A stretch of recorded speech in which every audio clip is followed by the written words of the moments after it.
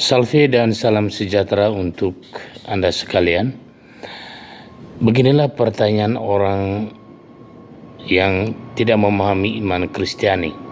Tuhan seperti apakah yang kamu sembah? Sebelum berlanjut, mohon untuk subscribe, like, dan memberikan komentar di kolom komentar. Tuhan seperti apakah yang kamu sembah? Jawaban paling sederhana yang bisa saya sampaikan kepada orang-orang yang tidak memahami iman Kristiani, Tuhan yang saya sembah adalah Tuhan yang menciptakan saya menurut gambar dan rupanya sendiri.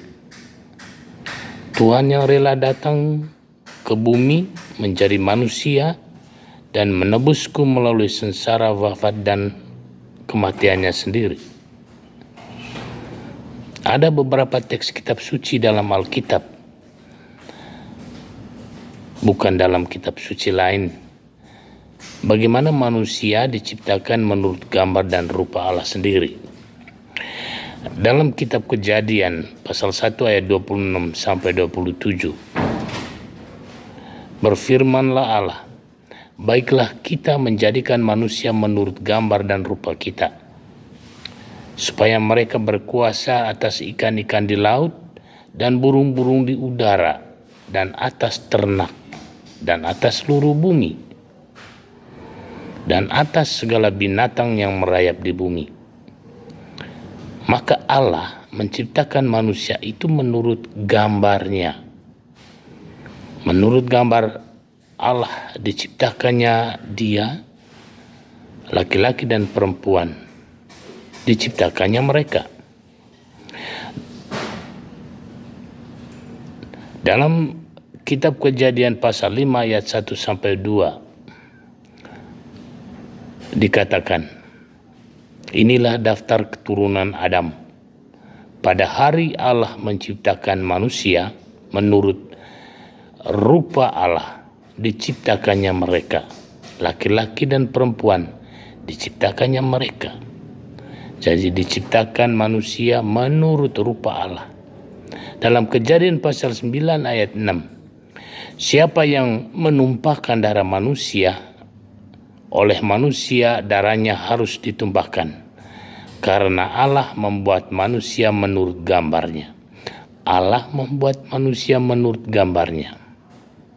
Jadi Tuhan yang saya sembah, Tuhan yang orang-orang Kristiani sembah, adalah Tuhan yang menciptakan saya menurut gambar dan rupanya sendiri. Tuhan yang rela datang ke bumi menjadi manusia dan menebusku melalui sengsara, wafat, dan kematiannya sendiri. Dan ini hanya ada dalam Alkitab. Sekali lagi, ini hanya ada dalam Alkitab, bahwa manusia diciptakan oleh Allah menurut gambar dan rupa Allah sendiri. Di kitab suci agama lain, saya tidak tahu. Penciptaan manusia menurut gambar dan rupa Allah memiliki beberapa implikasi. Pertama, kemiripan dengan Allah. Manusia diciptakan menurut gambar dan rupa Allah, yang berarti bahwa manusia memiliki kemiripan dengan Allah dalam hal kemampuan, sifat, dan karakteristik. Kedua, kemampuan untuk berpikir dan bertindak. Manusia diciptakan untuk berkuasa atas seluruh bumi dan segala binatang, yang berarti bahwa manusia memiliki kemampuan untuk berpikir, bertindak, dan mengambil keputusan. Yang ketiga, Allah memberikan kemampuan kepada manusia untuk mengembangkan hubungan manusia itu dengan Allah. Manusia diciptakan menurut gambar dan rupa Allah, yang berarti bahwa manusia memiliki kemampuan untuk mengembangkan hubungan dengan Allah dan untuk memahami kehendak Allah. Yang keempat, kemuliaan dan martabat. Manusia diciptakan menurut gambar dan rupa Allah, yang berarti bahwa manusia memiliki kemuliaan dan martabat yang unik dan istimewa. Saudara sekalian, betapa bahagianya orang Kristen, orang yang percaya bahwa dirinya diciptakan menurut gambar dan rupa Allah.